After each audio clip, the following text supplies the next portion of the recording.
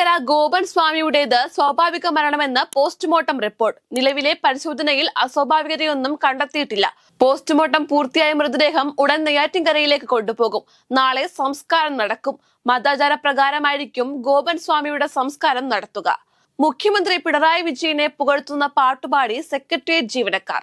Secretariat employees അസോസിയേഷന്റെ സുവർണ jubilee മന്ദിരത്തിന്റെ ഉദ്ഘാടന ചടങ്ങിലായിരുന്നു പുകഴ്ത്തുപാട്ട് പാടിയത്. മുഖ്യമന്ത്രി കെട്ടിടം ഉദ്ഘാടനം ചെയ്യാനെത്തിയപ്പോഴായിരുന്നു മുഖ്യമന്ത്രിയെ പുകഴ്ത്തുന്ന ഗാനം ജീവനക്കാർ ആലപിച്ചത്. വനനിയമ ഭേദഗതി ബിൽ പിൻവലിച്ചത് സ്വാഗതം ചെയ്ത് താമരശ്ശേരി രൂപത.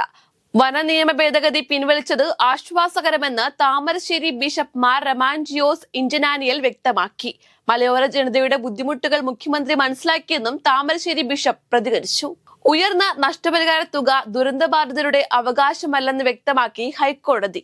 ദുരന്തബാധിതർക്ക് ഉയർന്ന നഷ്ടപരിഹാരം നൽകണമെന്ന് സർക്കാരിനോട് നിർദ്ദേശിക്കാനാവില്ലെന്നും ഹൈക്കോടതി ചൂണ്ടിക്കാണിച്ചു. മുണ്ടക്കൈ ചൂരൽമല ഉരുൾപൊട്ടൽ ദുരിതബാധിതർക്കായി വിഭാവനം ചെയ്തിരിക്കുന്ന ടൗൺഷിപ്പിൽ വീടിന് പകരം ഉയർന്ന തുക നഷ്ടപരിഹാരം വേണമെന്ന പ്രദേശവാസിയുടെ ഹർജിയിലായിരുന്നു കോടതിയുടെ നിരീക്ഷണം.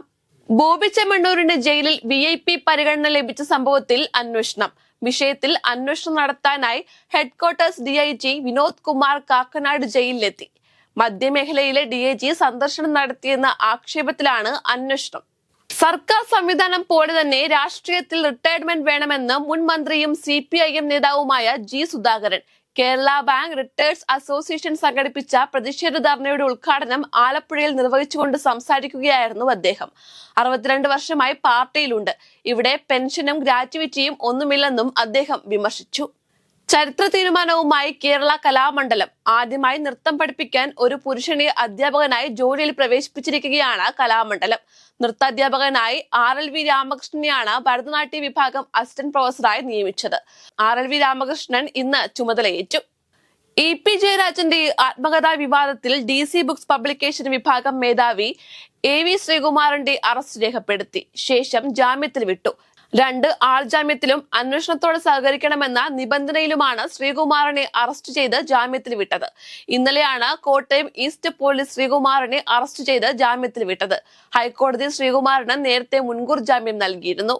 കൊച്ചിയിൽ വീണ്ടും വൻ ഓൺലൈൻ തട്ടിപ്പ്. വിരമിച്ച ഹൈക്കോടതി ജഡ്ജി ശശീന്ദ്രൻ നമ്പ്യാരിൽ നിന്നും ഓൺലൈനായി 90 ലക്ഷം രൂപ തട്ടിയെടുത്തു. ഷെയർ മാർക്കറ്റിംഗിന്റെ പേരിലായിരുന്നു തട്ടിപ്പ്. അയന ജോസഫ്, വർഷ സിംഗ് എന്നിവരാണ് തട്ടിപ്പ് നടത്തിയത്. ഡിസംബറിലാണ് തട്ടിപ്പ് നടന്നത്. വീട്ടിൽ വെച്ച് മോഷ്ടാവിന്റെ കുത്തേറ്റ നടൻ സെയ്ഫ് അലി ഖാന്റെ ആരോഗ്യനില തൃപ്തികരം. നടൻ അപകടനില തരണം ചെയ്തതായും ശസ്ത്രക്രിയകളെല്ലാം പൂർത്തിയായതായും കുടുംബം അറിയിച്ചു. ഇന്ന് പുലർച്ചെ 3:30യോടെയാണ് സെയ്ഫിനെ ആശുപത്രിയിൽ പ്രവേശിപ്പിച്ചത്. വീട്ടിൽ നടന്ന മോഷണത്തിനിടെയായിരുന്നു താരത്തിന് കുത്തേറ്റത്. ഇന്ത്യയുടെ സ്വപ്ന ദൗത്യമായ സ്പാഡക്സ് പരീക്ഷണം വിജയിച്ചു. ഇതോടെ ഡോക്കിംഗ് സാങ്കേതിക വിദ്യ സ്വന്തമാക്കുന്ന 4ാമത്തെ രാജ്യമായി മാറിയിരിക്കുകയാണ് ഇന്ത്യ. സ്പാഡക്സ് ദൗത്യത്തിന്റെ ഭാഗമായി ബഹിരാകാശത്ത് 2 ഉപഗ്രഹങ്ങൾ ഡോക്ക് ചെയ്യാനുള്ള ISROയുടെ 4ാമത്തെ ശ്രമമാണ് വിജയിച്ചത്. ഡോക്കിംഗ് വിജയകരമായി പൂർത്തിയാക്കിയതായി ISRO വൃത്തങ്ങൾ അറിയിച്ചു.